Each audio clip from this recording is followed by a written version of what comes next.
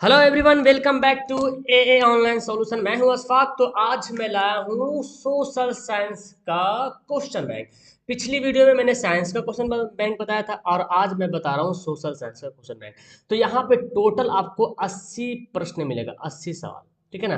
80 में आपको सिर्फ 40 ही एग्जाम में बनाना है, लेकिन अभी यहाँ पे कोशिश करना है जितना ज्यादा सवाल बना ले, बिकॉज एग्जाम में क्वेश्चन मॉडिफाई भी रहता है ना। तो उसका टारगेट छोड़ दो, अभी का टारगेट यहाँ पे पूरा करना है। ठीक है। तो देखो, इस वीडियो को अगर पूरा देखते हो तो आपको एक अंदाजा मिल जाए कि कैसे कैसे क्वेश्चन एग्जाम में पूछा जाता है, कैसा कैसा सवाल आता है, किस टाइप का सवाल पूछते हैं, आप कितने पानी में हो, कितनी तैयारी कर रहे हो आप। ठीक है ना। तो क्वेश्चन बैंक को बनाना बहुत ही जरूरी है। मैं आपको ऑब्जेक्टिव करवा रहा हूँ, आप क्वेश्चन बैंक खरीद लो, उससे आप सब्जेक्टिव भी कर लोगे, फिर बाद में मैं आपको सब्जेक्टिव भी हेल्प कर दूंगा। ठीक है। तो चलिए स्टार्ट करते हैं। वीडियो को स्टार्ट करना, एक भी क्वेश्चन स्किप नहीं करना है और एक एक सवाल को देखना है। चलिए, ठीक है ना। ओके। तो हमारा सबसे पहला सवाल यहाँ पे हिंदी इंग्लिश दोनों में आपको देखने को मिलेगा। सबसे पहला सवाल है, कान्हा राष्ट्रीय उद्यान कहाँ है? कान्हा नेशनल पार्क कहाँ है? कर्नाटक में है, केरल में है, मध्य प्रदेश में, उत्तर प्रदेश में। तो कान्हा नेशनल पार्क पार्क उद्यान जो है वो मध्य प्रदेश में। कहाँ है?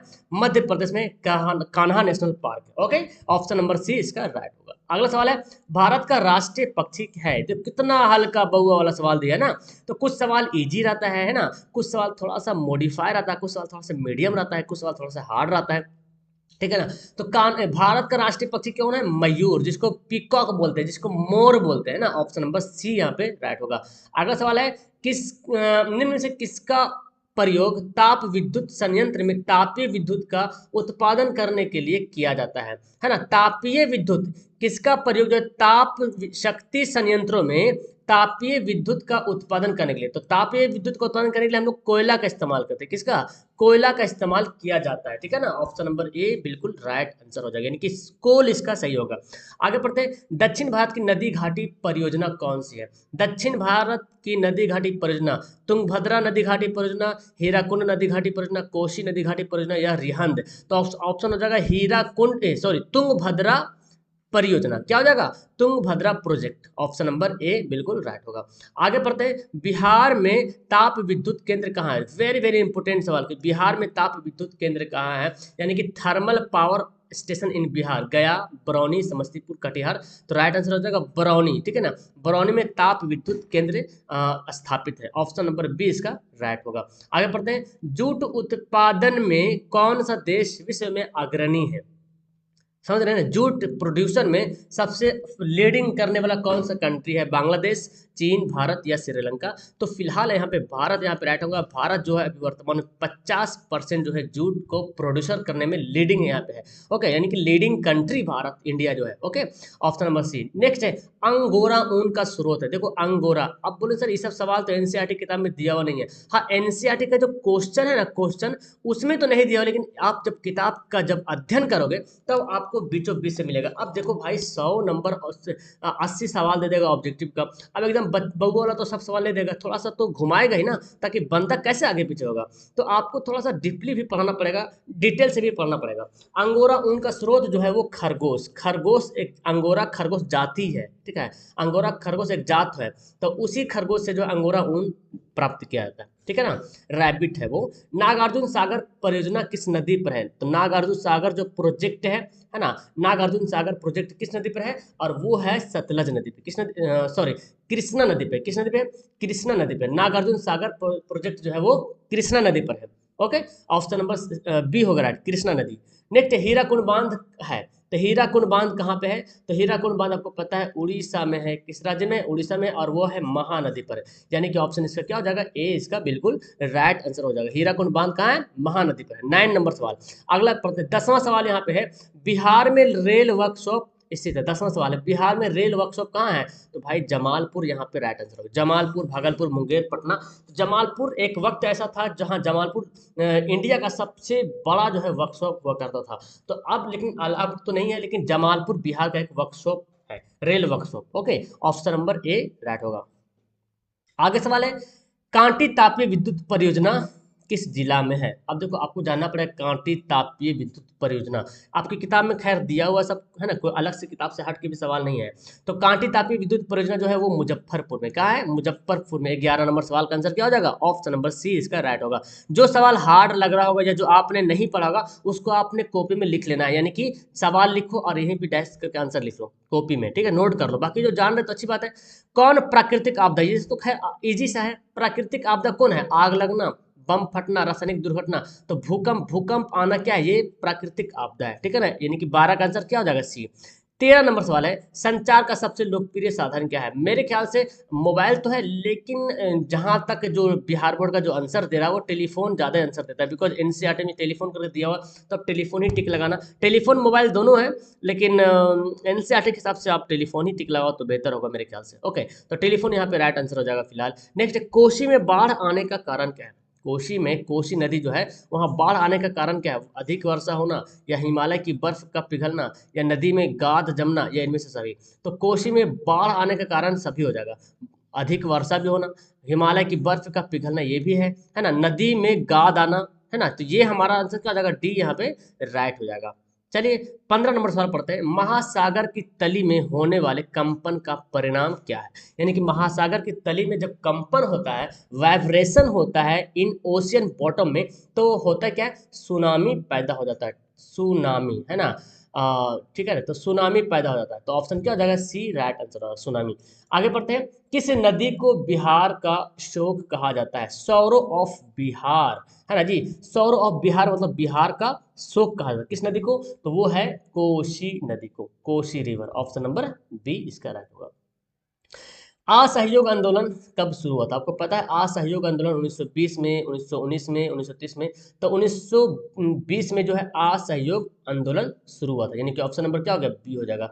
और असहयोग आंदोलन 1922 में जो है वापस ले लिया गया था। कौन वाला एक कांड हुआ था?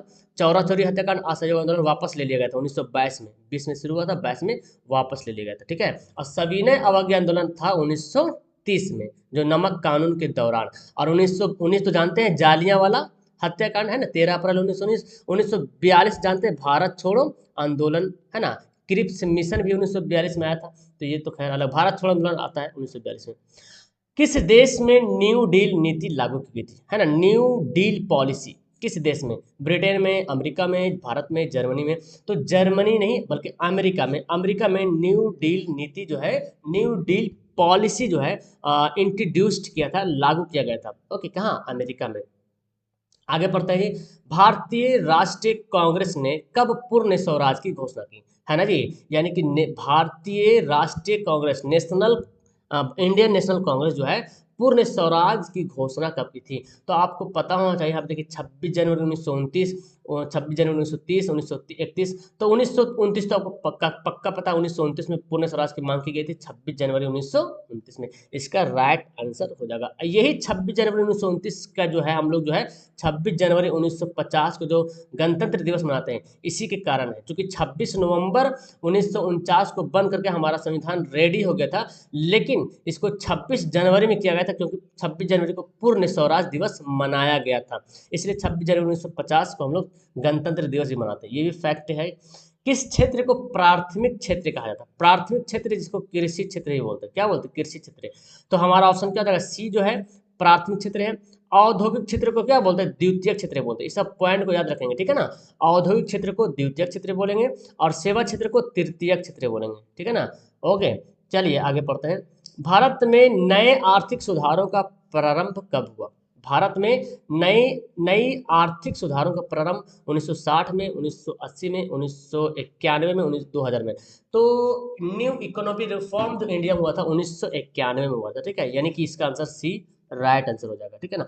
आप गूगल भी करके देख सकते हो, लेकिन गूगल में आप हिंदी में क्वेश्चन मत टाइप सर्च करना, आप इंग्लिश में सर्च करना, बिकॉज हिंदी में जब सर्च करते हो तो क्वेश्चन का आंसर उल्टा पुल्टा आता रहता है। इंग्लिश में जो है ना वेरीफाइड आंसर आता है, और हद तक इंग्लिश का जो आंसर सही रहा, मैंने देखा है, किताब से भी मिलाया है।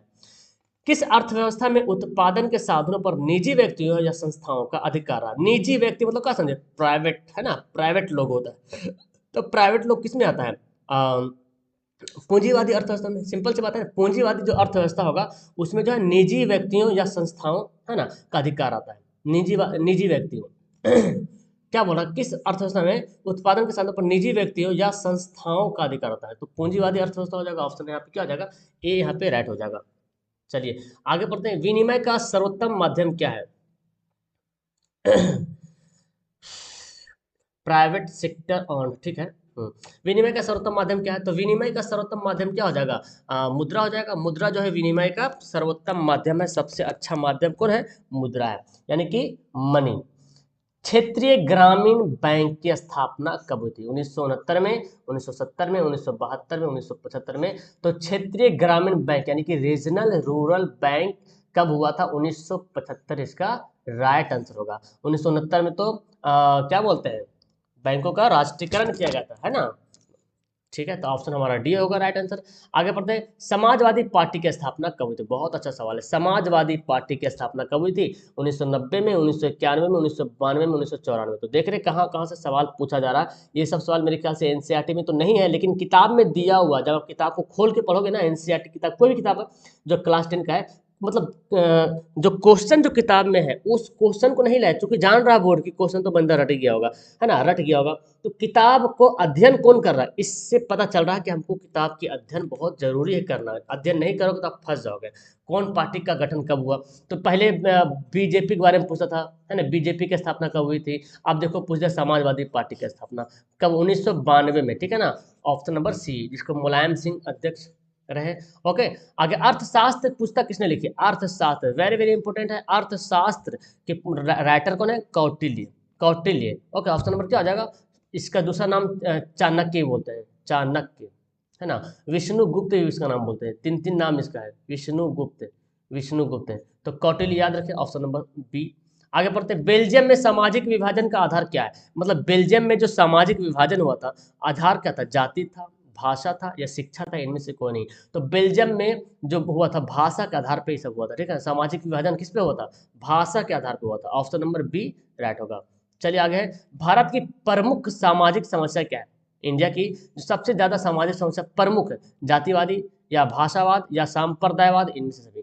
तो यहाँ पे देखा जा रहा है सामाजिक समस्या जो यहाँ पे जातिवाद से भी सामाजिक समस्या हो रहा, भाषावाद से भी हो रहा, संप्रदायवाद से भी हो रहा। तो ऑप्शन क्या हो जाएगा? डी हो जाएगा। जाहिर सी बात, संप्रदाय में जो धर्म से संबंधित है, तो जब धर्म धर्म जब अलग, धर्म में जब डिफरेंट आ जाएगा तो सामाजिक समस्या तो उत्पन्न होना ही होना है, ठीक है ना। तो ऑप्शन यहाँ पे डी राइट होना चाहिए आंसर। तो अगला सवाल हमारा यहाँ पे है कि राष्ट्रीय महिला आयोग अधिनियम किस वर्ष अस्तित्व में आया? 1951 में, 1961 में, 1981 में, 1990 में।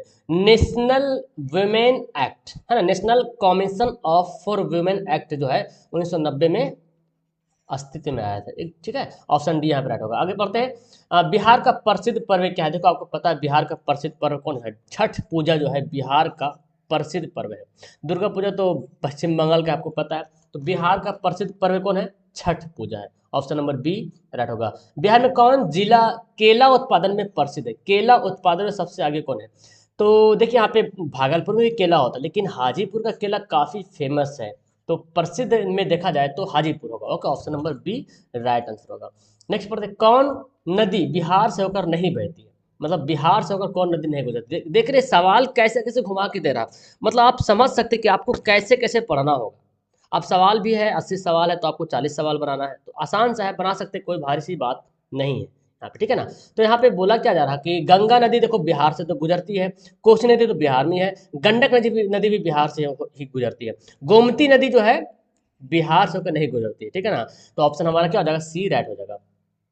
आगे पढ़ते हैं, किस समिति की अनुशंसा पर पंचायती राज प्रणाली की शुरुआत की गई थी? यानी कि कमिटी, क्या बोलते हैं, पंचायती राज सिस्टम, पंचायती राज प्रणाली मतलब पंचायती राज सिस्टम की शुरुआत किस समिति, कोई भी चीज प्रणाली बनाने के लिए किसी न किसी समिति की जरूरत पड़ती है। यहाँ पे देख सकते हैं सब समिति के नाम है, तेंदुलकर समिति, वर्मा समिति, राजा चलिया समिति, बलवंत राय मेहता समिति। तो ये हो जाएगा बलवंत राय मेहता समिति, पंचायती राज प्रणाली की शुरुआत की गई थी इसी की अनुशंसा पर। झारखंड राज्य का गठन कब हुआ था? वेरी वेरी इंपॉर्टेंट, ये सवाल तो दिया हुआ था। ये 15 नवंबर 2000 को झारखंड राज्य का गठन हुआ था। एक्चुअली मैं बता दूं, छत्तीसगढ़ जो है 1 नवंबर 2000 को अलग हुआ था, मतलब गठन हुआ था। उत्तराखंड है ना, उत्तराखंड जो है ये 9 नवंबर 2000 को हुआ था और 15 नवंबर 2000 को झारखंड हुआ था। तो ये तीनों एक ही ईयर में हुआ था, बस डेट खाली आ गया। तो आपको झारखंड ही पूछेगा, है ना, कुछ एक्स्ट्रा नहीं पूछेगा, मैंने एक्स्ट्रा बता दिया। लोकतंत्र का प्राण किसे कहता है, मतलब लाइफ ब्लड ऑफ डेमोक्रेसी, है ना। लोकतंत्र का प्राण किसे कहते हैं, सरकार को, न्यायपालिका को, संविधान को या राजनीतिक दल को। तो राजनीतिक दल को यानी कि पॉलिटिकल पार्टीज को बोलते हैं लोकतंत्र का प्राण, यानी कि ये नहीं होगा तो लोकतंत्र का प्राण ही निकल जाएगा, इसको रहना बहुत जरूरी है। ओके, आगे बढ़ते बोलीविया में जन संघर्ष का कारण क्या होता है। देखिए बोलीविया में जन संघर्ष हुआ था, आपको पता है, किताब पढ़ेंगे तो आपको पता चलेगा। पानी की कीमत में वृद्धि हो गई थी। आज हम लोग पानी का वेस्टेज बहुत करते हैं ना, फालतू में पानी वेस्ट करते हैं, नल लगा हुआ है, पानी बह रहा, लेकिन देख सकते हैं पानी की कीमत में वृद्धि होने, मतलब पानी की कीमत में वृद्धि कब होगा, पानी की कीमत कब बढ़ेगा, जब पानी का शॉर्टेज हो जाएगा।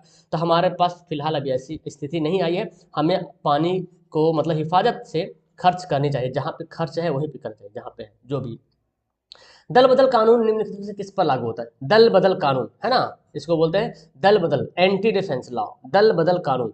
मतलब कोई भी जो है इन ऑप्शन में जो देख रहे हैं, जो दल बदल सकता है, कभी बीजेपी से कभी कांग्रेस में चला गया, कभी समाजवादी में चला गया, कभी किसमें कभी किसमें, है ना, तो इसको बोलते हैं दल बदल कानून। अब दल बदल कानून राष्ट्रपति या उपराष्ट्रपति नहीं करता, ठीक है ना, सांसद या विधायक ही करता है। कौन करता है, सांसद करता है या तो विधायक करता है। सांसद जो सेंट्रल लेवल पे हो गया, विधायक जो स्टेट लेवल पे हो गया। अब कोई लालू यादव की पार्टी से चला गया नीतीश कुमार पार्टी में, है ना, बीजेपी से आरजेडी में चला गया, ऐसे भी होता है ना, देखिए होंगे। तो ये सब यही सब होता है, या तो सांसद करेगा या तो विधायक करेगा, ऑप्शन ए हो जाएगा।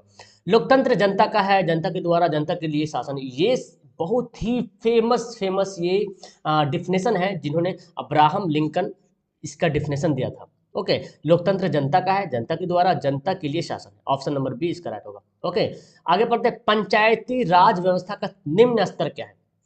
तो आपको पता होता है बिहार में पंचायती राज जो है तीन है। पहला है, फर्स्ट नंबर पे आता है ग्राम ग्राम पंचायत, ठीक है, दूसरा नंबर पे आता है पंचायत समिति, और तीसरा नंबर पे आता है जिला परिषद। लेकिन सबसे नीचे में बोला जाए तो ग्राम पंचायत सबसे निचला स्तर पे आता है, जिला परिषद सबसे फर्स्ट मतलब ऊपरी स्तर पे आता है, मतलब सीरियल नंबर 1 2 3 है जरूर, लेकिन सबसे निचला स्तर पे ग्राम पंचायत। सिंपल से आप जान सकते हैं, जिला परिषद जाहिर सी बात है यार, जिला परिषद सबका बाप बनेगा, है ना, सबका मेन होगा। पंचायत समिति उसके अंतर्गत आएगा, उसके अंतर्गत ग्राम पंचायत। तो सबसे निचला स्तर कौन हो गया, ग्राम पंचायत हो गया। सबसे ऊंचला स्तर कौन हो जाएगा, जिला परिषद, और मध्यम स्तर कौन हो जाएगा, पंचायत समिति। तो ये तीनों है। नगर पालिका किस अनुसूची में से संबंधित है, तो 1992 में अमेंडमेंट हुआ था, 74वां संविधान संशोधन 1992 में। तो उसमें जो है 12वीं अनुसूची जो है, अनुसूची में नगर पालिका को जोड़ा गया है, संबंधित है मतलब, ठीक है, जोड़ा गया। ऑप्शन नंबर क्या हो जाएगा, सी हो जाएगा राइट आंसर। आगे बढ़ते हैं, एल्यूमिनियम बनाने में किस खनिज का उपयोग करते हैं, तो ये तो खैर इजी है, एल्यूमिनियम बनाने के लिए साइंस में भी आता है सवाल और सोशल में आता है। बॉक्साइट का उपयोग करते हैं एल्यूमिनियम बनाने के लिए। ओके, भारत में किस राज्य में खनिज तेल भंडार है, बहुत ज्यादा खनिज तेल का भंडार है, वो है कहाँ, असम।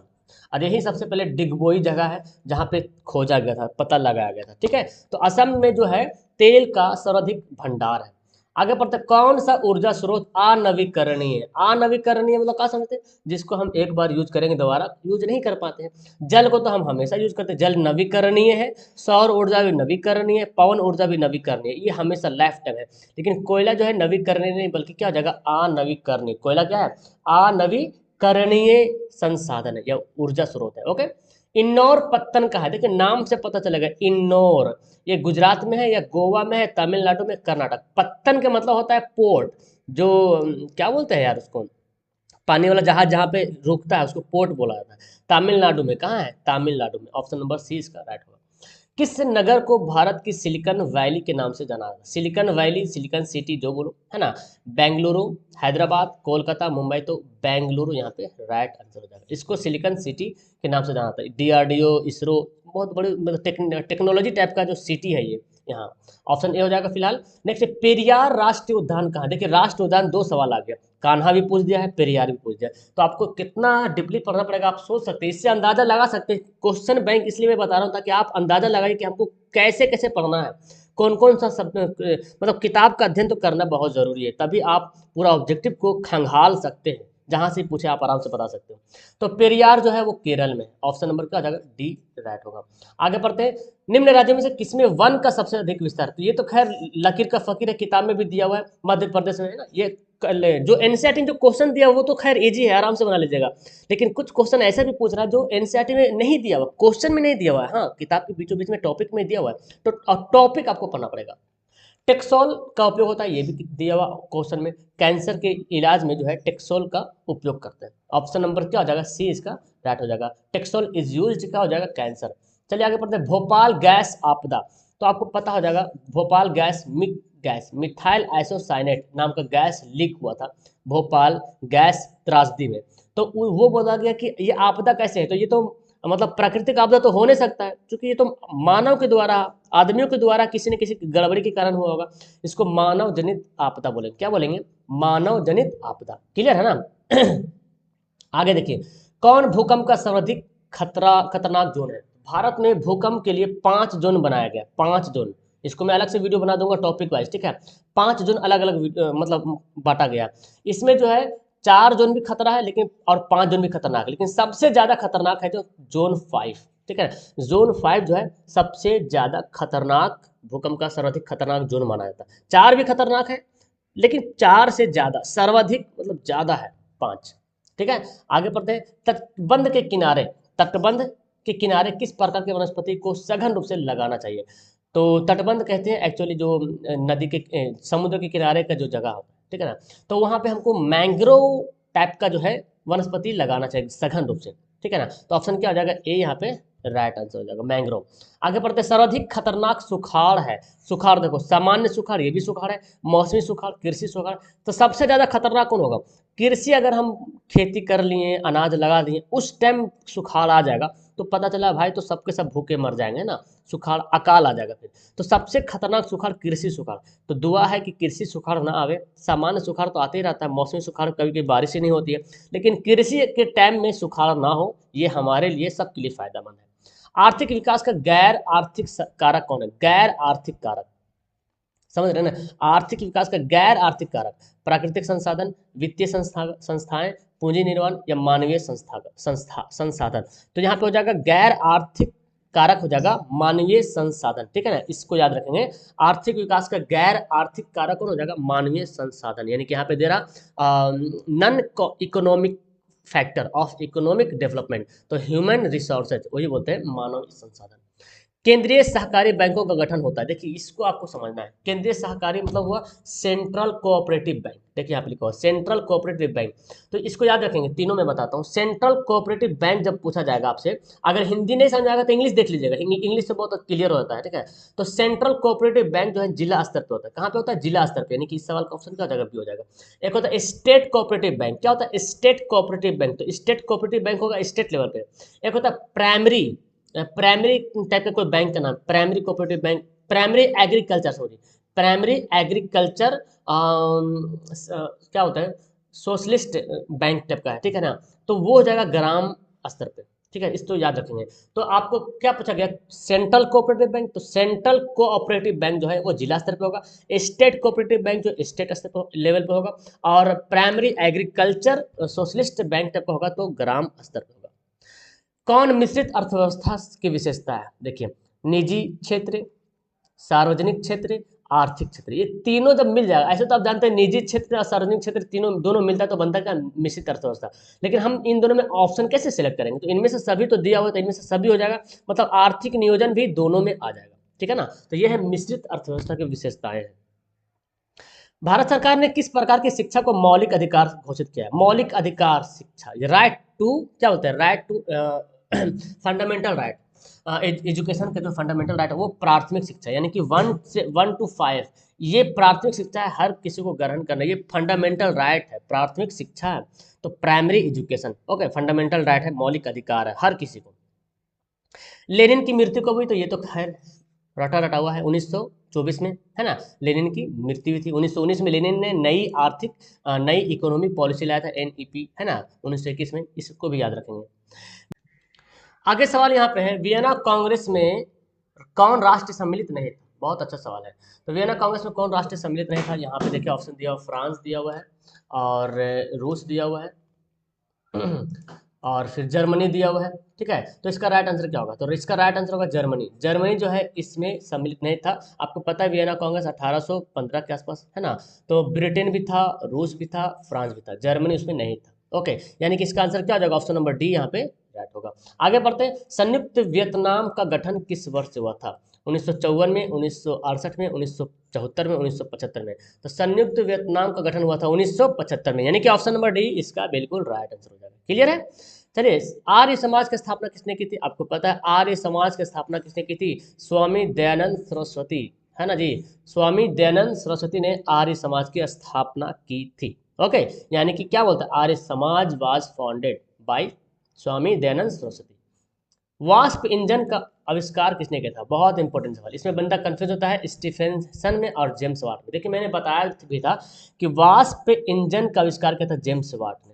अगर बोलता वास्प चलित रेल इंजन बोलेगा, वास्प चलित रेल इंजन, तब होगा जॉर्ज स्टीफेंसन, ठीक है ना। लेकिन वास्प इंजन हो जाएगा तो क्या होगा? James Watt. बाल गंगाधर तिलक ने मराठा पत्रिका का प्रकाशन किस भाषा में किया था? इसमें कंफ्यूजन है, मैं बताता हूँ, कंफ्यूजन मैं दूर कर देता हूँ। बच्चा इसको देख के तो आंसर बी टिक आउट लगा ही देगा, लेकिन इसका आंसर होगा ऑप्शन नंबर सी। बाल गंगाधर तिलक ने मराठा नाम का MARATH मराठा और केसरी नाम का निकाला था दो पत्रिका। तो केसरी जो था वो मराठी भाषा में था, केसरी किस भाषा में था? मराठी भाषा में केसरी को निकाला था।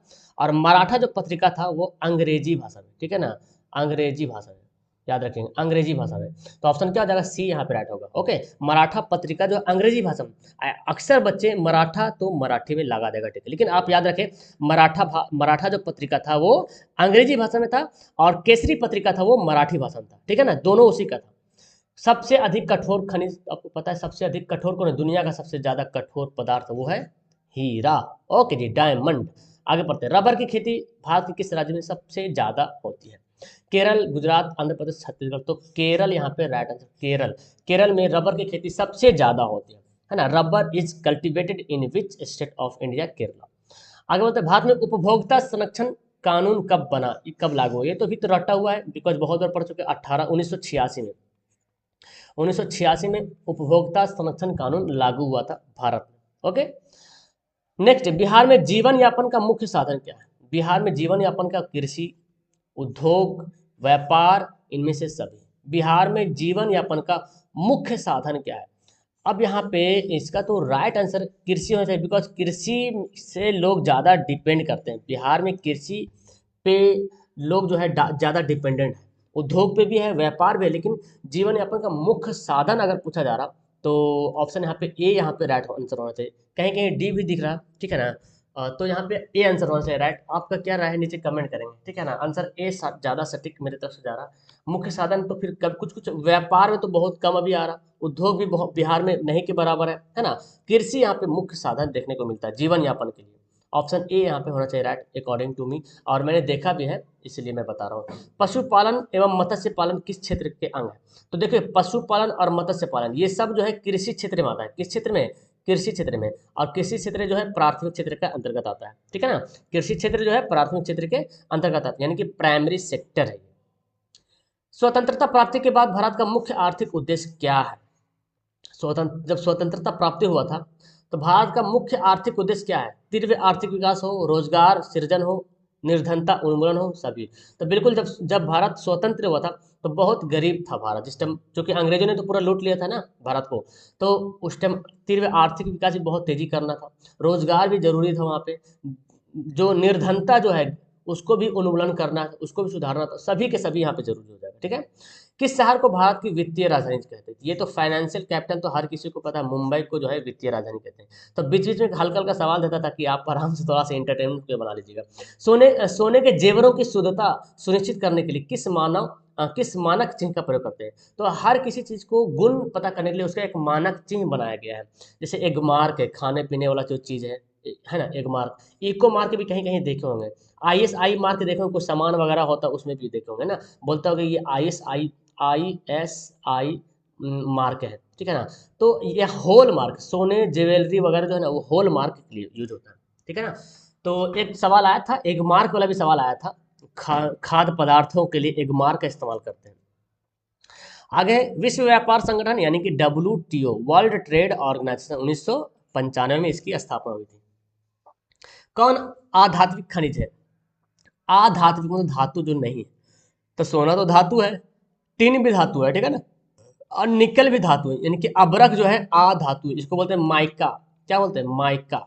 माइके नहीं बोलेंगे, माइका, ठीक है ना। Option C. यंग इटली की स्थापना किसने की थी? आपको पता है यंग इटली की स्थापना मेजनी ने की थी, है ना। ऑप्शन नंबर 20 का राइट होगा। ये तो खैर इजी वाला सवाल है, मतलब कुछ सवाल जो है तो पूरा सेम टू सेम छापा हुआ है, बाकी कुछ सवाल घुमा के दिया हुआ है, आप देख रहे हैं ना। वियना कांग्रेस की अध्यक्षता किसने की थी? देखिए, वियना कांग्रेस की स्थापना किसने की थी? मेटरनिक। इसको मेटरनिक युग भी बोला जाता है ना। हाँ, मेटरनिक युग 1815 1814 से 15, तो इसकी अध्यक्षता कौन की थी? मेटरनिक ने किया था। ओके, ऑप्शन डी हो जाएगा। भारत के लिए पहला फैक्ट्री एक्ट कब पारित हुआ था? भारत के लिए पहला फैक्ट्री एक्ट पारित हुआ था 1881 में। याद रखेंगे, 1881 में भारत के लिए पहला फैक्ट्री एक्ट जो है पारित हुआ था। ऑप्शन नंबर सी इसका बिल्कुल राइट आंसर हो जाएगा। अगला सवाल है, ब्रेटन वुड्स सम्मेलन किस वर्ष से हुआ था? बहुत अच्छा सवाल है। ब्रेटन वुड्स सम्मेलन हुआ था 1944 में, 47 में, 48 में, 52 में।